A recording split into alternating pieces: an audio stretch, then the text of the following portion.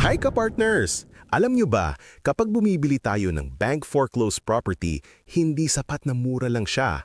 Dapat siguradong maayos din ang documents at legal status ng property. Kaya napaka-importante ng tinatawag na due diligence. So ano ba ang due diligence? Ito yung maingat na pag-check o pag-verify ng property bago mo ito bilhin para siguraduhin na legally clean, transferable at walang sabit. Kasi tandaan nyo, karamihan sa bank foreclosed properties ay binebenta as is, where is. Ibig sabihin, kung anong kondisyon ng property ngayon, yun din ang mabibili mo. Walang garantiya mula sa bangko kung may sira ang bahay, may unpaid taxes, o may occupant pa sa loob. Kaya, ikaw mismo ang kailangan mag-ingat at mag-verify bago mag-decide bumili.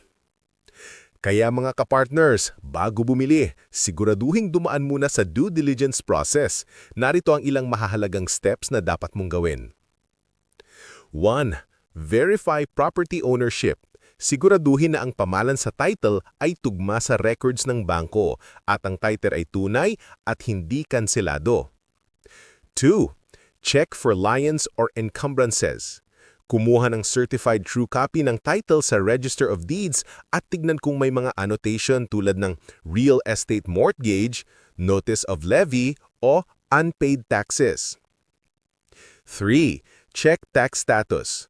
Humingi ng tax declaration at tax clearance certificate para siguradong updated ang bayad sa real property tax at walang delinquency.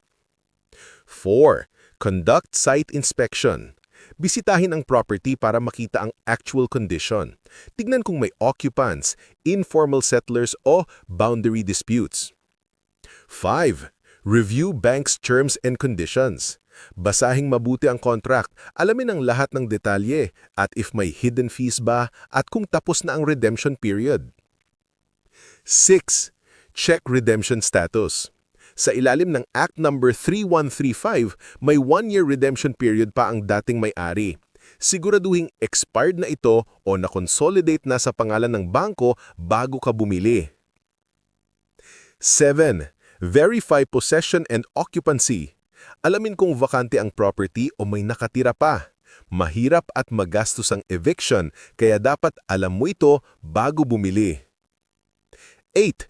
Estimate repair and transfer costs.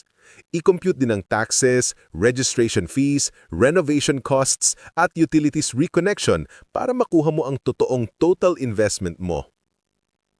9. Check bank and court documents. Humingi ng kopya ng Certificate of Sale, Affidavit of Publication, Proof of Consolidation, at kung may bago ng title sa pangalan ng bangko. In short, ka-partners, ginagawa ang due diligence dahil kapag as is, where is, ang buyer ang may responsibility sa lahat ng risk. Kaya bago ka pumirma o magbayad, siguraduhin na alam mo ang lahat, both the good side at possible issues ng property. At kung gusto mong siguraduhin na safe at smooth ang transaction mo, andito ang Philippine Property Homes, handang tumulong sa buong proseso ng due diligence hanggang title transfer. Once again, this is Ralph from Philippine Property Homes, your lifetime partner in real estate service. Don't forget to like, share, and subscribe para updated kayo sa mga real estate tips, laws, and property investment guides.